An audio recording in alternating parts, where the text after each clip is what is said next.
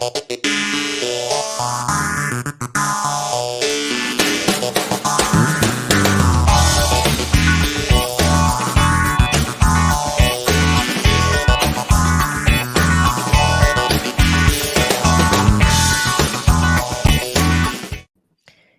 morning, afternoon, evening, wherever it is that you are on the other side.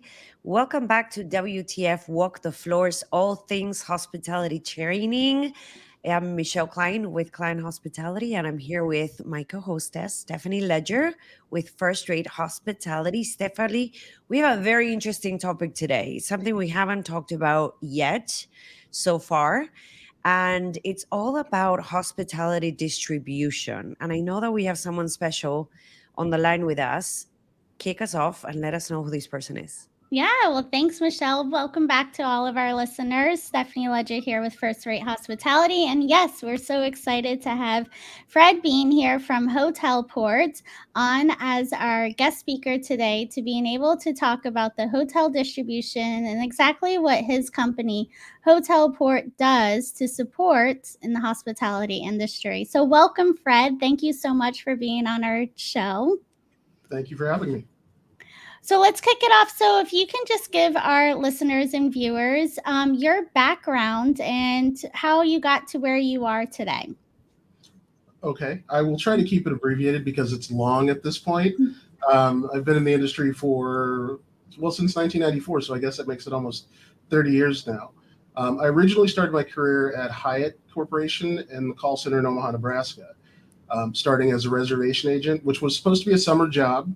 And then, like most people that get into hospitality, I fell in love with the industry. And then on top of that, I fell in love with the technology. So during the time that I was there, I went from a reservation agent to what they called service assistants, which was basically escalated customer service, and then reservation supervisor.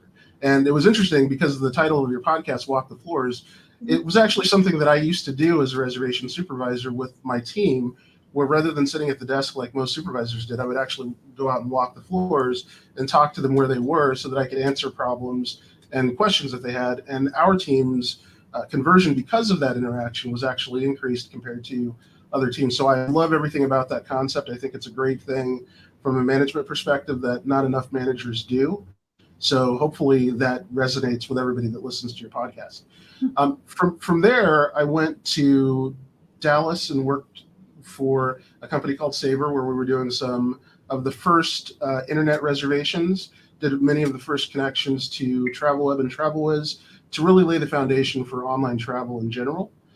From there, I went out to the Bay Area and was part of the first .com bubble, and did a lot of the first XML connections to the GDSs, a number of hotel CRS integrations for the first times. And we were the first to actually integrate video and virtual tours for hotel content. And this was back in 1999. So, as you can tell, long time ago, right? From there, I went to Travelocity. From there, I went to TravelWeb, which was a hotel joint venture in the early 2000s that we sold to Priceline. From there, I went to Syndic Corporation, where we acquired Orbitz and Cheap Tickets, Lodging.com, a bunch of other companies. And then finally, I started my own company in 2006, which was Rebel Travel Corporation. And then in 2009, I launched my HotelPORT brand, which we just officially rolled out as a joint venture in 2019 with a software development company out of Germany called GP Solutions.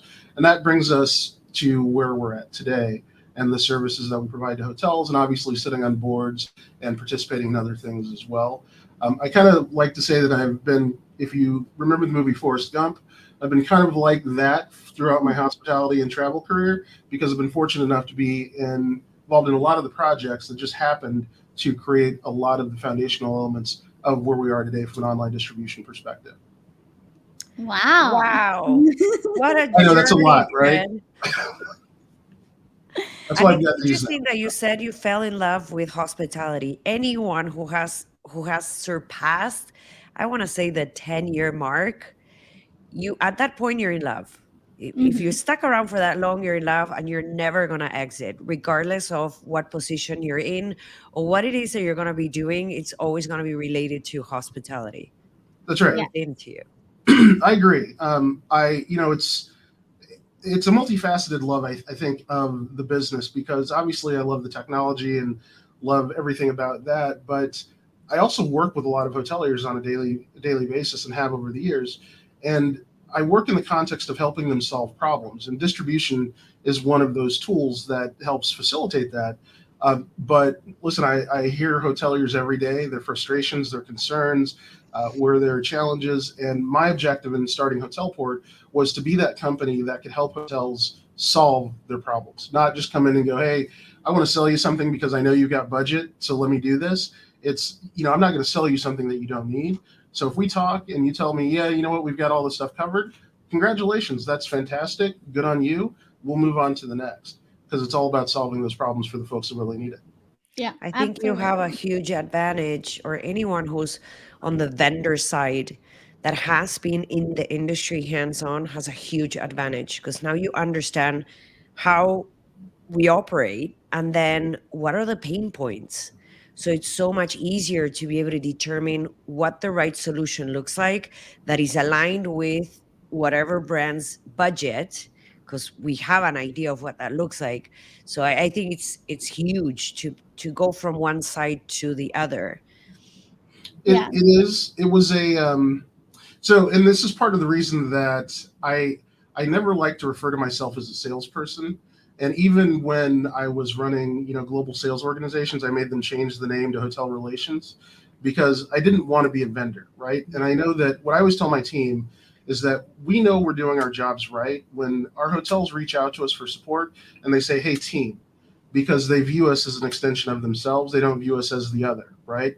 And I think that's important because of the way that we provide our service, is that, okay, you have a problem, we're going to address it, because we know what happens if we don't. We know the complaints from the hotel owners, we know the complaints from the management companies, and even the brands. When you're at the hotel level, all of those problems are a little bit different, but it all ends up back on the hotelier. And if you're not looking at that from a service provider perspective, then you're missing the boat. And I see it all the time with startups and even existing companies that come in just looking at hotels as cash cows and trying to get budget out of them. They don't stay around very long. They get one or two contracts out of them, and the hotels are like, okay, this isn't working for us. Absolutely. And it's, so many of the hoteliers have been scarred from other vendors that have just come in and said, okay, here's the product. There's no support system that's in place, especially us knowing that hotels are 24/7. And of course, that always happens at, say, 2 a.m. that you're needing support, or even noon our time. And it may be a company, because of the time difference, it's 2 a.m. their time, and not being able to have that support. So then when they find, the next company, or having another company that's approaching them, they're kind of scarred of being like, oh, I don't know. And then, having those vendors that do have the experience of being in the hotel, you can't shut it off. So you're there to support, and, seeing how you can be able to help them with whatever problem that you're trying to resolve.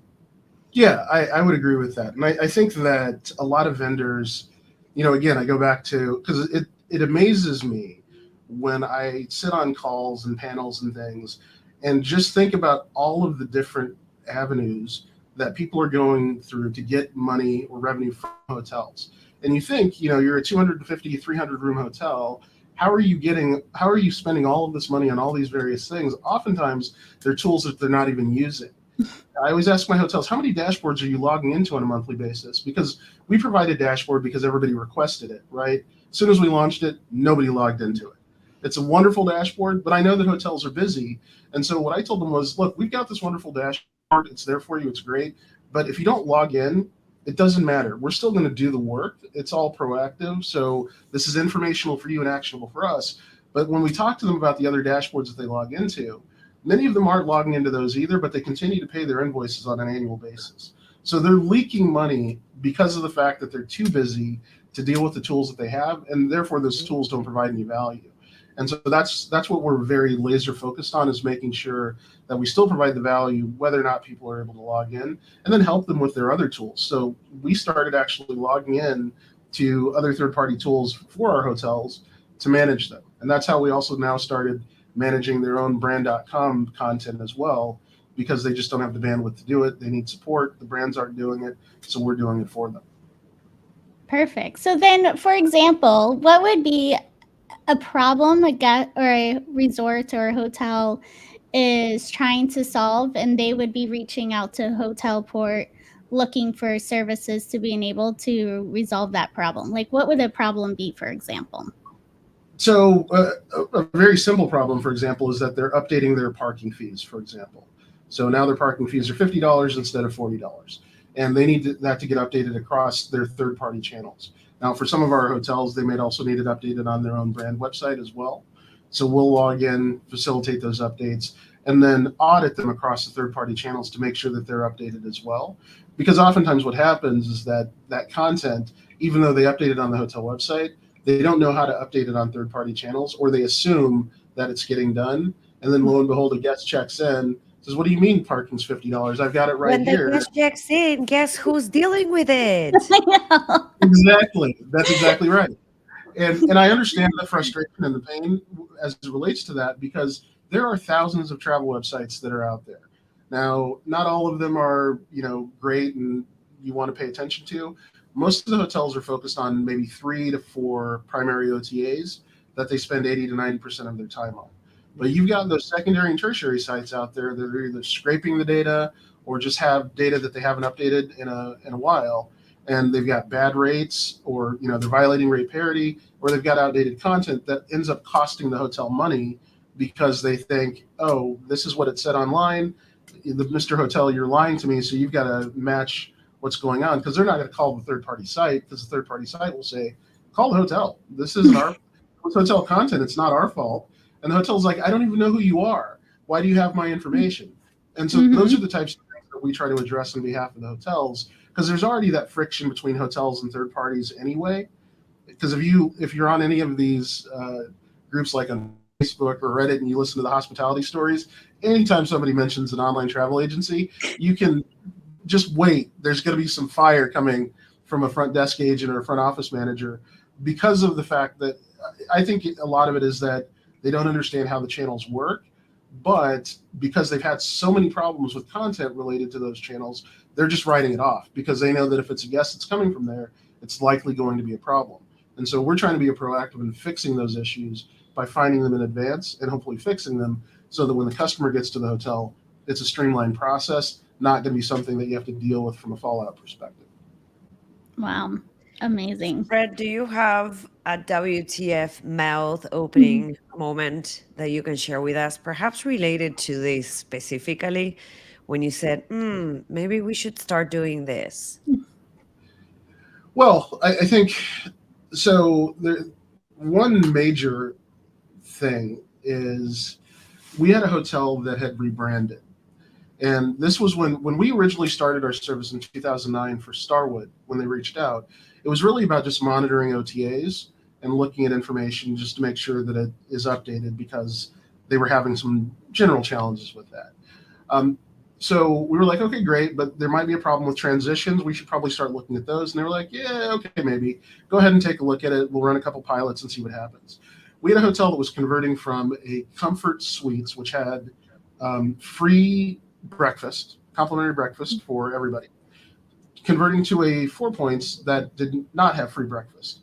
And they were doing that just at the time that there was a bowl game that was coming into town. So they had people showing up at the front desk asking for their free breakfast, because when they booked their hotel, they saw free breakfast all over the place, because people were just changing names rather than going through all of the detailed content and updating it. That one hotel lost $12,000 in revenue that day because it was packed, and a bunch of people thought that they were getting free breakfast that the hotel didn't offer. And they had to comp it all because they had no choice. They had lines of people at the front desk complaining, and you can imagine what would have happened from a review perspective. And so the hotel was like, this is the fault of third parties. It's not something that we're responsible for. And unfortunately, it kind of was the hotel's responsibility, because on major channels still, like the big guys, it still showed a complimentary breakfast. And that's just because nobody did a fully detailed audit of the information to get it updated. And so when we saw that, we knew, one, we need to focus really heavily on brand conversions, because there's no consistent process to get that information updated across third-party channels, because the hotels don't have the bandwidth. They can't chase down the old listings and make sure the new listings are good. So we started to develop technology to focus on that, to try to find those issues and triage them in advance for hotels. Because a lot of people don't realize that content can be revenue impacting, and it's becoming more and more important as we go along, but it's also been very much neglected over the last 10, 15 years in favor of availability rates and inventory. So we're trying to correct that as an industry, but we're also doing that on our own from the standpoint of the technology that we've developed based on the feedback from hotels. Wow.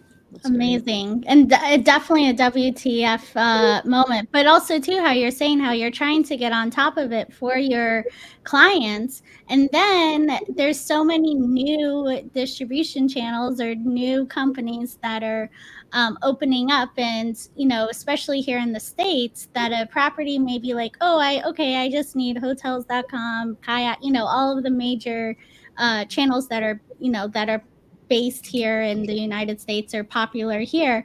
And then all of a sudden you'll have this company that's based, maybe in Spain or somewhere in Europe.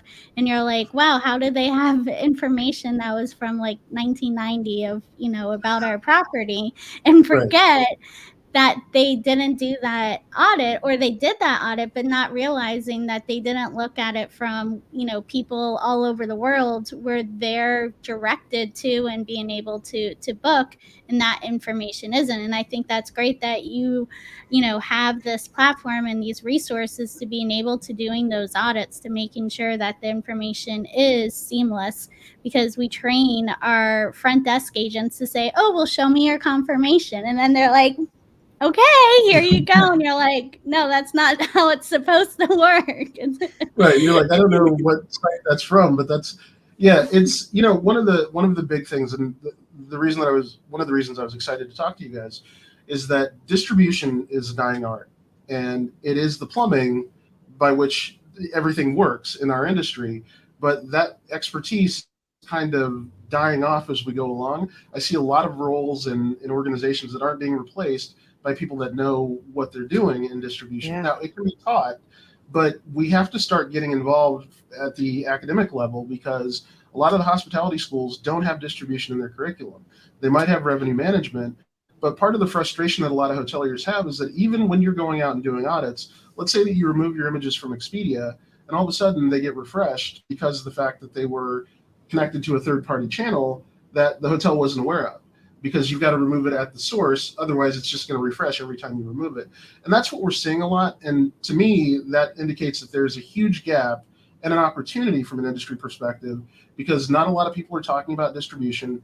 When you look at who's put in distribution roles today, they're usually people from e-commerce or sales backgrounds, not necessarily people that understand travel distribution or hotel distribution at a minimum.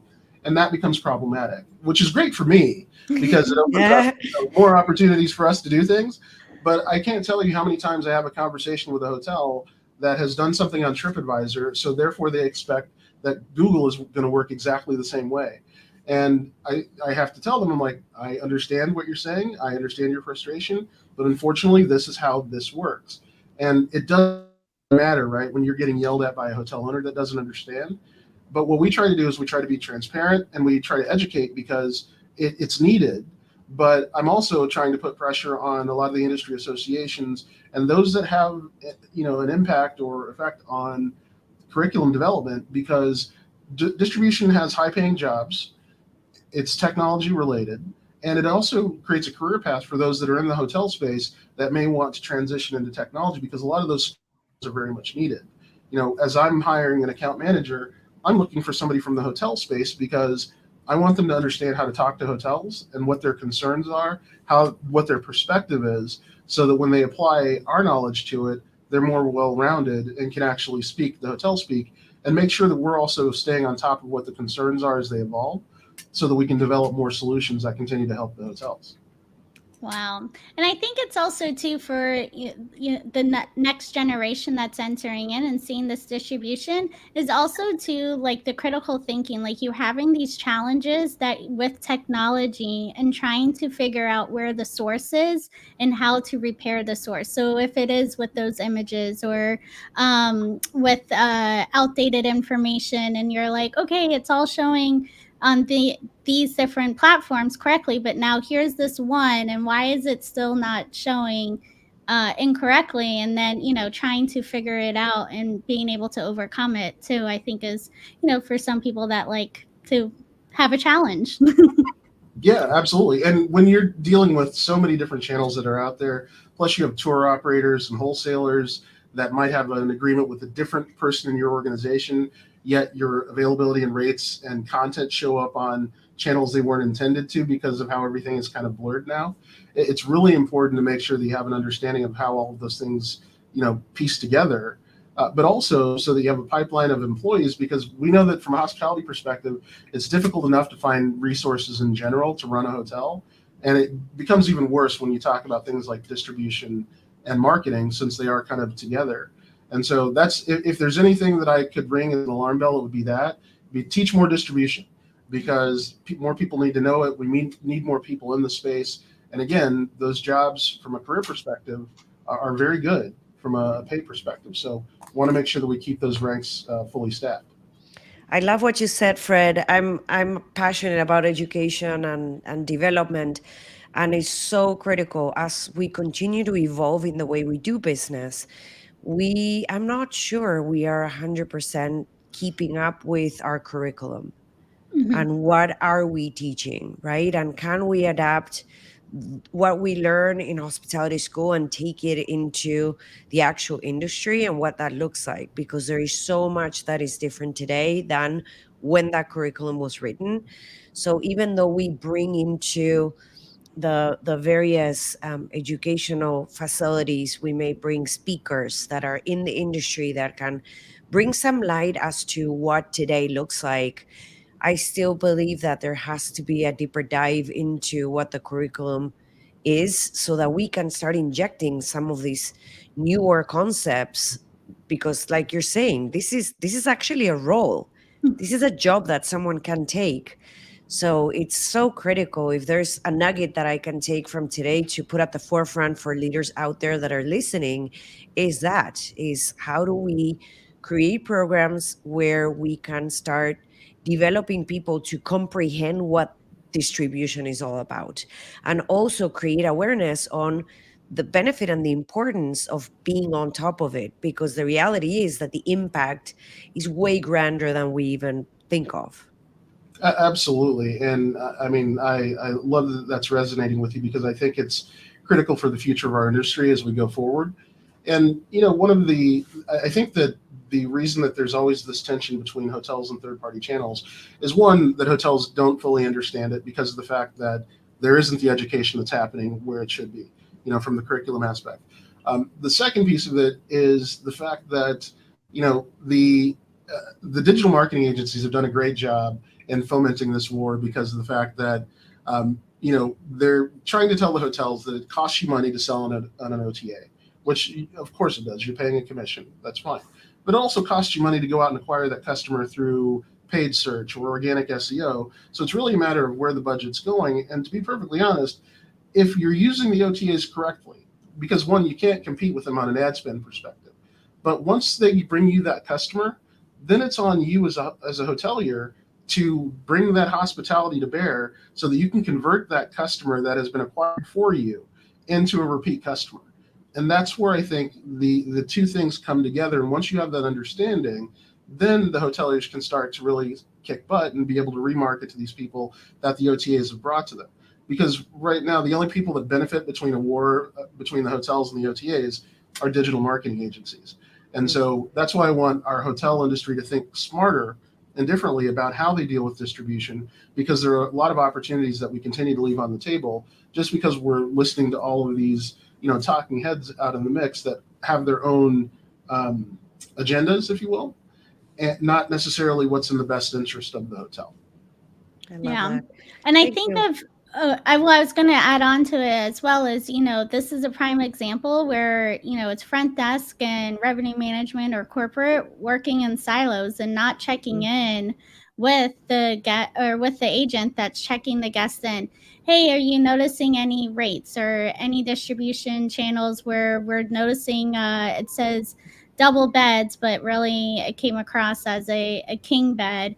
Instead, they're just, go with it and handle the guests and not recording it, or they record it, but no one that handles the distribution and editing of it and updating is the one that's seeing any of those guest complaints because they're usually in a different office somewhere out of the property. And so it's very important, I think, for the ones that are at the property or involved with the brand, that they check in, especially with the front desk, and knowing if there is any feedback. Yeah, and I think that's critical. And one of the things that I have seen in the past a lot when you talk about silos, I've sat in on a number of sort of SEO or website meetings with hotels where they're talking about their ad spend and how things performed in the previous month. A great example was during one of the Super Bowls that was out in the Bay Area, and we had a hotel that was a smaller hotel, but they were spending a fair amount of budget on a monthly basis. So we knew the Super Bowl was coming, and they had a 2-week booking window primarily. And so the digital marketing agency, though, didn't change their spend at all. They kept spending against dates that we knew they weren't available to book. So they were asking why the revenue was down. I said, well, why isn't anybody from revenue management in here as we're looking at this? Because we should understand that from a distribution perspective, you have no rooms. So why are we still spending money advertising the hotel during those dates when you have no rooms? Why not put it to longer tail stuff from an SEO perspective, or maybe transfer more of that to your OTA spend so that down the line, 30 days out, however many days out, you've still got somebody that's out there acquiring customers for you. But that's part of the challenge, is that people have their own silos. They're looking at their own metrics, not understanding that those metrics are related and dependent on one another. And so I think we have a lot of work to do still from a communication internally, from an operational perspective with hotels, but the vendors also need to get smarter about that. And if they have the right intentions, they will they'll be open about that communication. We're trying to force that transparency wherever possible, but it is still one of those things that takes a lot of work, and there's a long road ahead of us as we go about that. Yeah, and lack of comprehension of the operation or comprehension of what the industry looks like, right? That's right. Yeah, and again, I think it all goes back to education. And now is a perfect time for us to really take a look at that, because after the pandemic, it changed everything, right? The mentality is just different from a hospitality perspective, and we can't automate everything. We can automate a lot of stuff, but there are going to be some of the things, especially when the higher end properties, I still, with ChatGPT and everything else that everybody's talking about, I don't think anybody has fully asked the question if you can truly automate a luxury or high-end experience, because that one-to-one communication, that person recognizing you because you've stayed there 5 or 10 times before, and they still know your name, they know your family's name. Computers, yeah, they can do some of that, but it's not the same thing. And so that's why I think it's still important that we continue to educate, new people that are coming into the industry, make sure they understand sort of the ecosystem that we're in, even though there's a bunch of walled gardens. And then we as vendors that are working with the hotels do our best to actually break through those barriers so that their jobs are easier, so that it's more attractive and more people want to come in and be part of the industry. Great. Wow. Well, thank you so much, Fred, for enlightening our listeners and our viewers and really discussing more about that insight on distribution, because as us being operators, we have our own thoughts about it, but we can all still play nice in the sandbox and just get it done. That's right. And I love to hear your thoughts and love to learn from you. So I look forward to listening to more of your podcasts, but please take it forward to your people in education, and let's keep it moving, but always have distribution, at least in the back of your mind. I love it. Thank you so much, Fred. Thanks for an enlightening topic. Great topic. Thank you. Thank you.